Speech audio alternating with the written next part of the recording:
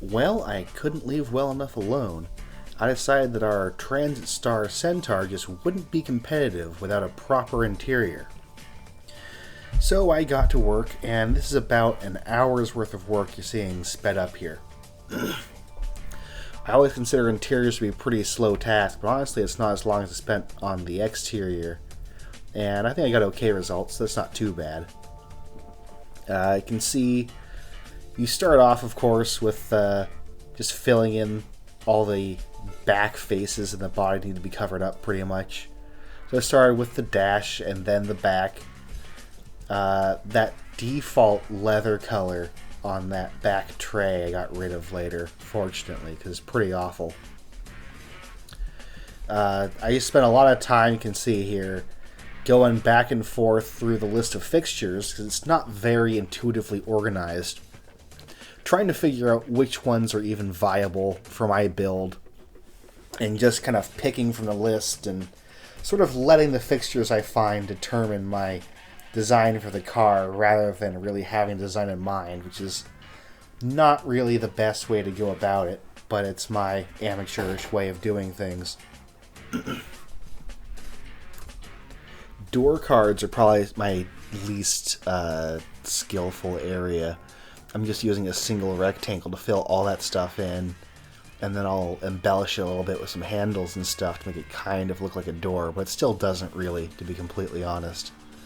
Some people have good-looking doors in their cars, but I haven't figured it out. So you can't just do it all with one piece either. You can see I'm doing the firewalls with a couple little pieces.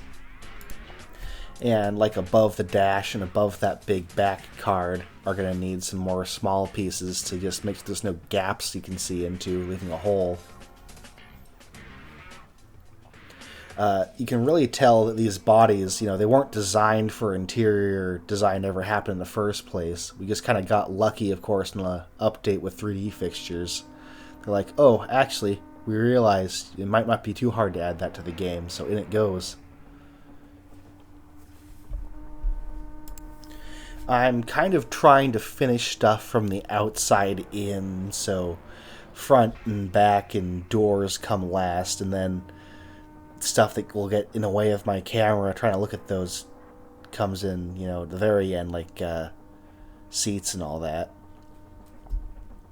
So, you can see I'm using the little half circle to fill in the gap above the dash, because the dash, of course, doesn't fit neatly. I was lucky I was able to do a one-piece dash that's like appropriate for the era in my car. Some people put together really complicated ones with a lot of primitive shapes, but I hate doing that. Can't forget the little door locks that pop up. I feel like that's a fairly distinctive feature I remember on cars from this era. These are always sticking up, you can see them in the window. That steering column's going to have to go in the trash later, because I ended up picking a steering wheel eventually that had a steering column already attached to it. Just another example of how I'm kind of working around the fixtures I have. I like that steering wheel a lot with the wood grain on it. I looked up the Cadillac Seville from this era, and it has an extremely similar steering wheel. With enough space for an airbag, but still kind of wooden in a way that suggests like an older car. In retrospect, I'm not sure that those rear switches are really correct. I think that's a mirror adjuster, which a rear passenger definitely wouldn't have.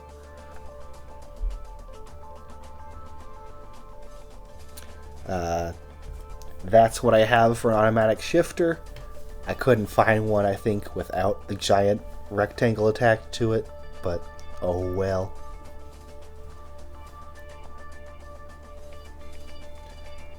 First draft at seats here.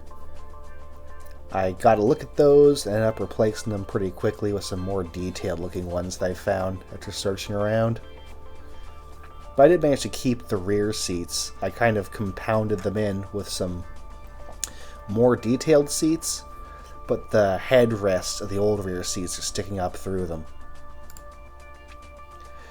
And at this point, it's basically starting to come together to get the basic gist of it. It's enough that if you were just to be having a quick glance at the car from the outside and peek in the windows, the shapes of the seats and steering wheel you expect to see are there. But I know I'm up against stiff competition, so I'm kind of doing what I can to suggest more of a door shape. These textured panels are kind of intended to imply like a seam where the door actually opens, although they don't really do a good job of making that obvious. And at this point, I was second guessing that brown paint again, so I went through a few different shades of green and eventually settled on, I think, a paint color that someone already did first. But this took me quite a few minutes of wishy-washiness. It's kind of funny that, paint color, it's not something that, is unique about your car. Like a customer would order it with some color that they want. They can get it in red or blue or whatever. But you only get one color to present for your ad. Oh yeah, I like the badge on the steering wheel there. That's a nice touch that makes the steering wheel look a little less off the rack. And most cars have that you'd have. You see the badge when you're in there. It reminds you what you're driving. I feel like that's mostly there for the test drive. Oh, and I got rid of that awful light colored leather. This green and brown works a lot better together. And then at this point, I'm just kind of looking for some extra features to fill out the interior, make it a little more... Let me have something I can say is unique. So I've taken these tires, squashed them down, and oh, they're speakers. That's, what you have to do when there's not like a pre-made speaker that looks exactly like a speaker. This rear panel I've cloned and put it at a little of an angle and mirrored it to just fill in some of that extra gap. And the back needs another one of these half circles too. I toyed with the idea. I decided I'd like a top reverse light. But I couldn't find one that would go on neatly at the angle I wanted. So I gave up on that pretty quickly. And then I went looking for some cup holders. And, of course I can't find any proper cup holders, so these exhaust pipes will do. And you'll see later, I get to the point of being in the photo scene, and I realize that they're off to the left. We can actually tell right there. So I had to come back and readjust them. Now from the outside, I'm starting to feel like the interior actually adds something to the car. That dark gray and brown kind of creates a complete color palette, a lot better than just like the black windows. I should say I made one major change to the engineering still that I didn't mention yet, which is I realized I could be using low friction pistons since I no longer needed those hyper-eutectic cast pistons. And that got me another 2 miles to the gallon, and I had to decrease the red line by a couple hundred. And, hopefully it was worth it. Now, I didn't want to go nuts with the badging, but a few badges here and there are something that it kind of it looks odd if they're not there on a car this fancy. There's got to be a couple letters that tell people that your car is expensive. Oh yeah, and I was thinking of, I wanted another quirky feature that, no one else would have, so that people could actually remember my car. I came up with the idea of these seat trays, because I saw a Doug DeMuro video, I think, where he rides in a Bentley, and it's got some seat trays like that, which I thought was kind of a funny, unique feature. So I figured that would show that our car is, meant to drive important people around in the back seat. I also was looking at some pictures, and I realized a lot of cars had these little bumper guards. So I added those on, since I felt like anything that could kind of use up some of this empty space in the bumper would be good for me. This car file filled out to about 105 kilobytes, which is a lot for me. Although some people add so many individual fixtures that gets to be like a full megabyte or more. And yeah, at this point I'm just taking the same photos that you're going to see again in a minute when I show off the final advertisement in the forum thread. Except for I'm about to take interior pictures and realize that I need to fix the cup holders. Yep, there it is. The askew cup holders of shame. So now that means I need to go back, re-export the car all again. And I'm just getting a few extra shots at a few different angles. It's good to have a lot of ways to show off the car. In retrospect, those rear tail lights there, they're a little askew, and I think I actually hate them, even though I liked them at first. But, you know, I always turn around and start to hate my designs. Well, what kind of automation video would it be if I didn't test out the car in Beam? That's always the fun part, isn't it? Just get to goof around. Gotta say, now that I have it in Beam, I think the interior looks a little better than I judged it before. I might be doing okay on this. Although the seats kind of turn white in the back for some reason.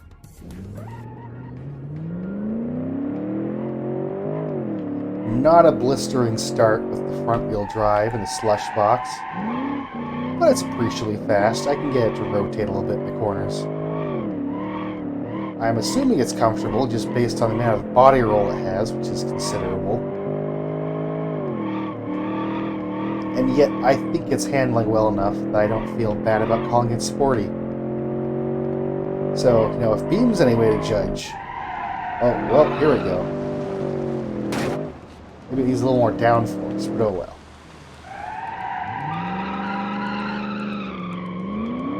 Of course, that little spoiler I have doesn't do anything in Beam.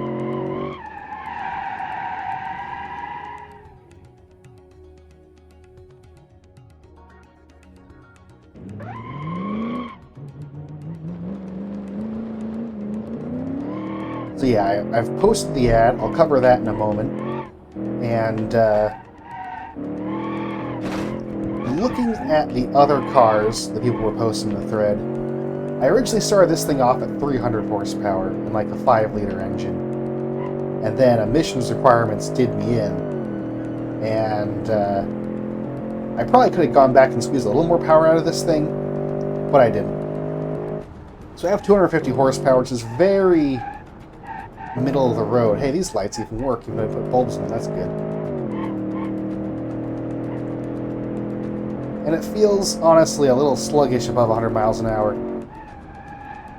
So even for having 250 horsepower, I guess with the auto trans and the gearing I've given it, it's not really a car you're going to be showing off your speed on the highway with.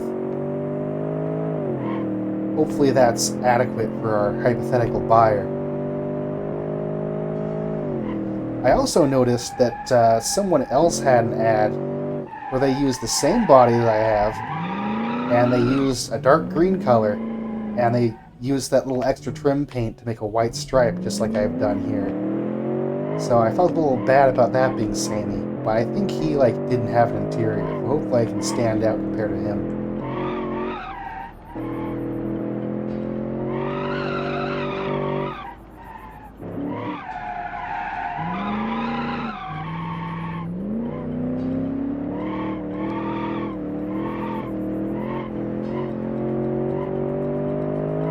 Pretty grippy on these tires too, which is a medium compound 215s. And I added a little more sidewall back in.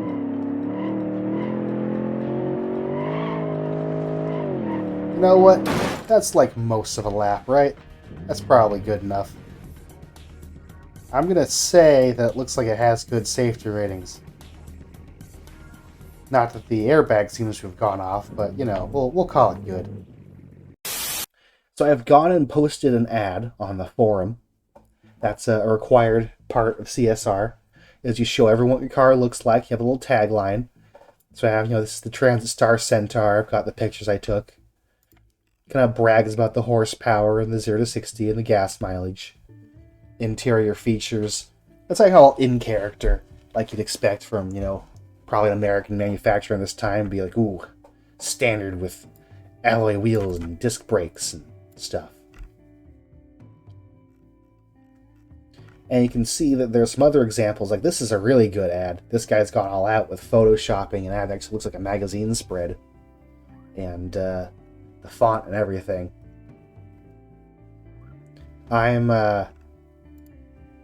I don't usually go that far in. See, it's showing off the sportiness too, with the blurry screenshots and animations photo scene. His door cards look a lot better than mine. I don't know if he's using a mod that I'm not using, because that's the thing I find really hard to do, is this recessed organic shape without any awkward seams in the space around it. That might be one mod piece that's new and I don't have, because I haven't updated my mod list. Or he might have just made that super painstakingly have a million little tiny pieces. In which case, you know, congrats for him, because it looks really good. But I haven't done anything like that. So that'd be, you know, what looks like serious competition to me. Oh, the sunroof is a good feature too. I should have put a sunroof in. Kind of too late now, though. I already submitted it. And he's got a V6 with 230 horsepower. I think that's one of the only cars I actually saw advertised with less power than mine. This is an example of a really basic, like, generic automation car looking thing. He's got like just the grille and the headlights and a badge. And you can really tell like the automation body makes up most of the shape. That's, I mean, I've submitted cars like that before too. That's probably going to get binned right in the first round. He does have a V10, which is also very much like something I would do. Give it a goofy engineering feature and basic styling. Doesn't say how much power it makes. This guy's got a 280 horsepower V8 and is high node lucent. Another one with a bit of Photoshop going on. It's got his logo and stuff. Doesn't say what gas mileage he gets. I wonder. I could have optimized my engine a little more now I look at these. But, you know, I guess comparing yourself to everyone else, perfection's the enemy of good enough, right? Just get said in the OP. This guy also has a 4.0 liter V8, very similar design choices. I don't know if it's front wheel drive or not like mine.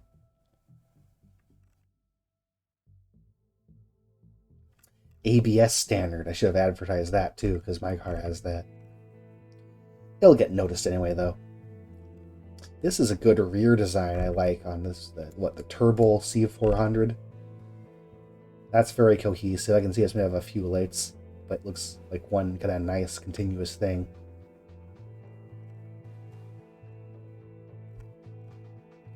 So yeah, plenty of cars, I think, here that look better than mine, if we're being completely honest. If I were to decide to go, now here's some other really, really good door cards. Mine are just very flat.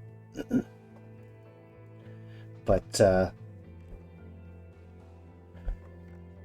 I've got kind of a standard to live up to here if I want to go hard for the next one. So I like to judge the odds, you know, of one car relative to another. I pay attention to these likes down here, which I'll give that a like. This guy has 28 likes. You can tell he's serious competition, right? Compared to, you know, this guy only has 9, even though he has some pretty good looking videos. People don't seem to like this one as much. 20 likes on that definitely makes sense. Whereas this guy has 3 likes. You can tell he's not going to make it. I, of course, have 0 likes because I just posted it. And, you know, who knows? Maybe I'll still have 0 likes by the time judging begins.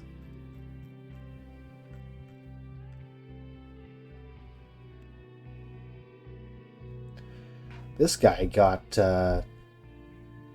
he's going with the Turbo V6 dual overhead cams. I think that the judge of this competition, 66 Mazda, does not like turbos. At least not for this era. So a Turbo V6 might be pushing it. We'll see if this guy gets binned for that, but his ad is beautiful. This looks like it could be a real car.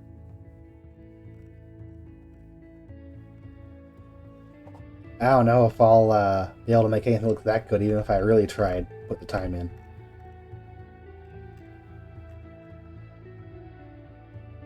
I like this one too.